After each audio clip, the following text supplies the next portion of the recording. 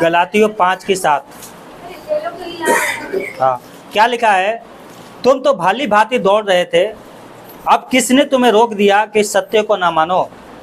ऐसी सीख तुम्हारे बुलाने वाले की ओर से नहीं। थोड़ा सा खमीर सारे गूंदे हुए आटों को खमीर कर डालता है। मैं प्रभु पर तुम्हारे विषय में भरोसा रखता हूँ कि तुम्हारा कोई दूसरा विचार ना होगा, परंतु जो तुम्हें घबरा देता है वो कोई क्यों ना हो डर पाएगा। हालेलुया। जो कोई भी हो वो डर पाएगा। कौन डर पाएगा? जो घबरा देते हैं। कौन डर पाएगा? जो आपको विश्वास से भटका देते हैं वो डर पाएंगे। हालेलुया। वचन में लिखा है ठोकरों को लगना नियुक्त है। ठोकर लगेगी, परंतु हाय जिसके द्वारा ठोकर लगता है। हाय जिसके द्वारा ठोकर लगता है। Hallelujah, hallelujah, hallelujah. जो परमेश्वर के दास लोग आपको बताते हैं वो आपके भले के लिए बताते हैं। हालेलुया।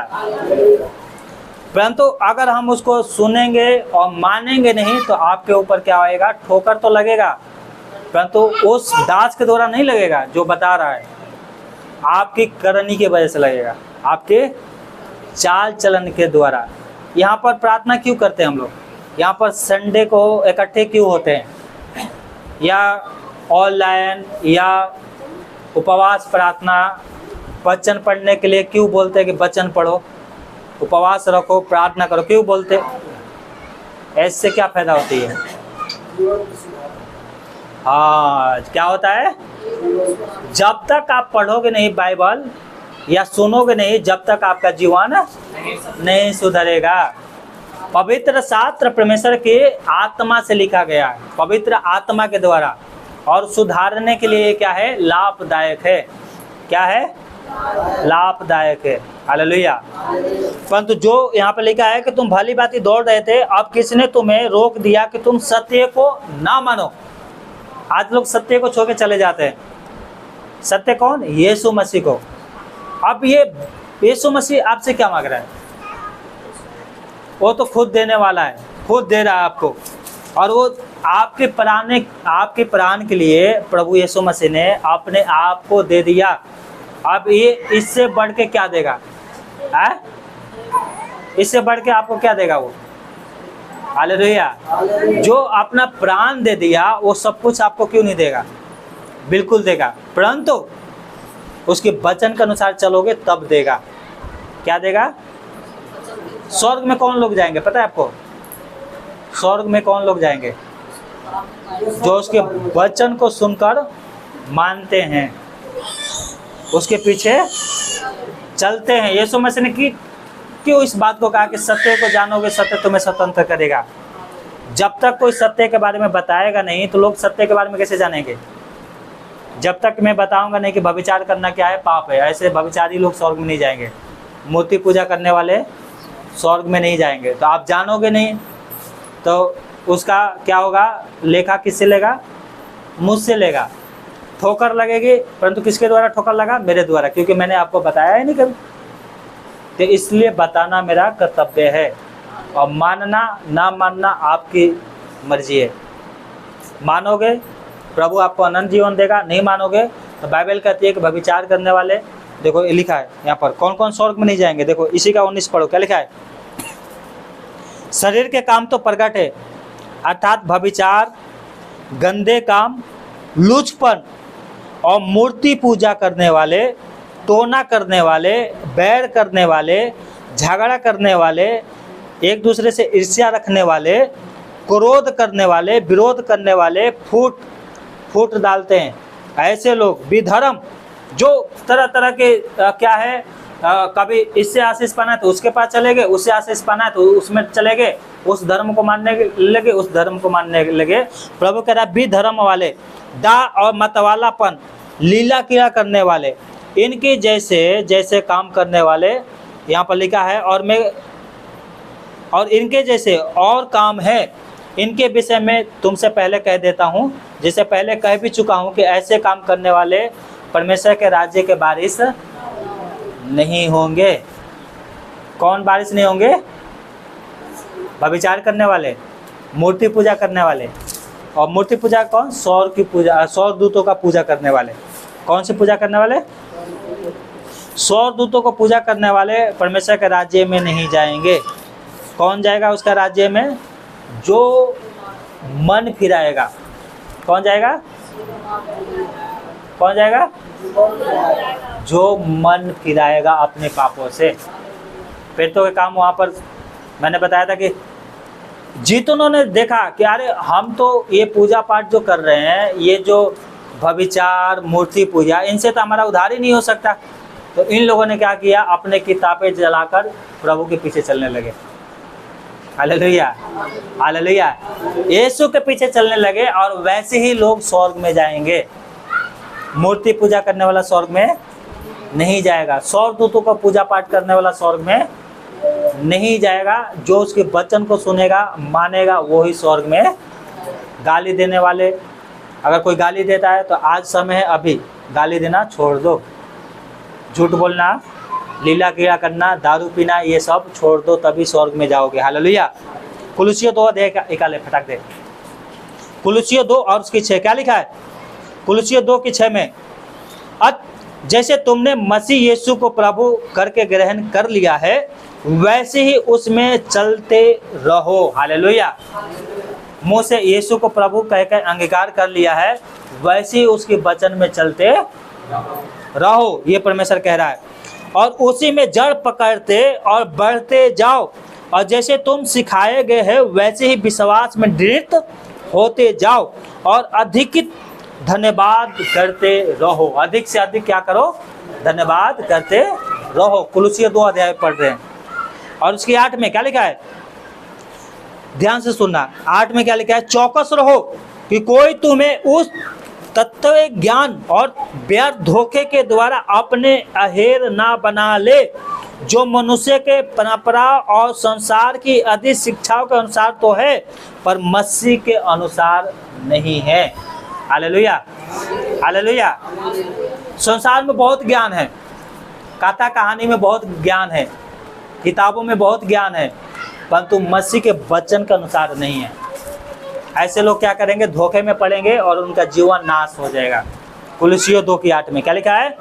चौकस रहो कि कोई तुम्हें उस तथ्य ज्ञान और व्यर्थ धोखे के द्वारा अपना अहेर ना बना ले, जो मनुष्य की परंपरा। कौन से? परंपरा। परंपरा क्या होता है? रीति, रीति रिवाज के अनुसार तो है, पर मसीह के वचन के अनुसार नहीं है।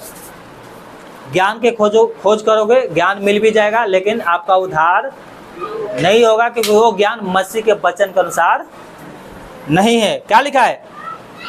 इसलिए चौकस रहो। क्या लिखा है? 14 में, 2 की 14 क्या लिखा है? और विधियों का वो लेख जो तुम्हारे नाम पर और हमारे विरोध में था, मिटा डाला और उसे क्रूस पर कीलों से जकड़ कर सामने से हटा दिया। उसने प्रधानताओं और अधिकारों को ऊपर से उतार कर उनका खुला खुला तमाशा बनाया और क्रूस के द्वारा उन पर जय जयकार की ध्वनि सुनाई। Hallelujah, hallelujah. ये अगर वचन नहीं समझ में आएगा तो ये वचन का मतलब ये है, जितने हमारे नाम पर दंड की आज्ञा थी, जितने हमने पाप किया, उन सबको क्या कर दिया? यीशु मसीह ने क्रूस पर से अपने प्राण के द्वारा हटा दिया। और इन शैतानी शक्तियों पर क्रूस का क्या है? वो गाड़ दिया है। वो उसका मतलब ये है कि एक दिन परमेश्वर ने क्या किया है? दिन नियुक्त किया है, जहाँ पर ये सारी अंधकार की शक्तियों को दंड दिया जाएगा। Hallelujah, hallelujah. विधियों का लेख, किसी का राशि सही नहीं है, किसी का राशि उल्टा चल रहा है, किसी का राशि इधर मुड़ा हुआ है, परमेश्वर ने सब सीधा कर दिया। यीशु मसीह ने सब सीधा कर दिया। अब आपके घर में कोई आएगा, अरे अरे तुम्हारी तो राशि सही नहीं है, क्या करोगे? ये काम कर तो हम तुम्हारी राशि सीधा कर देंगे। ये वचन याद होना चाहिए। विधियों का लेख जो हमारे नाम पर था, परमेश्वर ने हटा दिया है। जब परमेश्वर ने सीधा कर दिया तो कौन और टेढ़ा कर देगा? Hallelujah, hallelujah.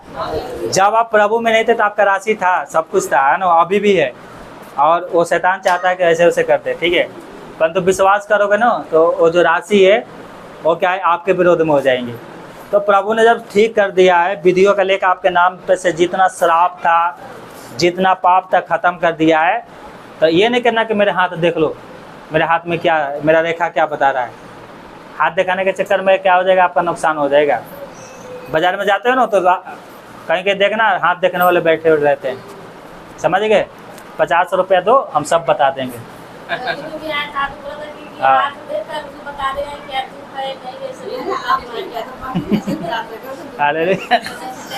Hallelujah, hallelujah. तो ये मैं बता रहा हूँ, आपके वार्निंग ये दे रहा है परमेश्वर, कहीं हाथ दिखाने मत चल जाना किसी के पास, ठीक है। जो राशि सीधा किया परमेश्वर ने टेढ़ा कर देगा सारे, ठीक है। क्या लिखा है? सुनो, अब ध्यान से सुनना, ध्यान से सुनो क्या है 16 में क्या लिखा है। इसलिए खाने पीने और परब, क्या है, परब या नए चांद या सप्त के विषय में तुम्हारा कोई फैसला ना करे। क्या ना करे? परब मनाने के बारे में है कोई फैसला। आपका विश्वास क्या है ये बताओ, ये देखना है। हालेलुया। ये नहीं कि फलना के पड़ोस वाली आई, अरे बहन तू परब नहीं करेगी, तो दो रास्ते पे मत चल जाना परब मनाने के चक्कर में। क्या कह रहा परमेश्वर? तुम्हारा कोई फैसला ना करे। Hallelujah, hallelujah. क्योंकि ये सब आने वाली बातों की छाया है, पर मूल्य वस्तु मसीह है। कोई मनुष्य आत्माहीनता और स्वर्गदूतों की पूजा करा के तुम्हें दौड़ के प्रतिफल से वंचित ना करे। ऐसा मनुष्य देखी हुई बातों में मन लगाता है और अपनी शारीरिक समझ पर व्यर्थ फूलता है। दो यहाँ पर, एक आत्माहीनता और एक है स्वर्गदूत। कौन से? एक आत्मा, जिसको क्या है लोग परब मनाते हैं, ये परब आएगा वो परब आएगा। परमेश्वर कह रहा है तुम्हें कोई मसीह के दौर से भ्रमित ना कर दे स्वर्गदूतों को पूजा के द्वारा। इसलिए क्या रखो, चौकस रहो। क्या करो? ये सब बातें बीत जाएगी, ये सब खत्म हो जाएंगे। बच्चे का मूल्य वस्तु कौन है? यीशु मसीह। मूल्य वस्तु कौन है? यीशु मसीह। Hallelujah, hallelujah.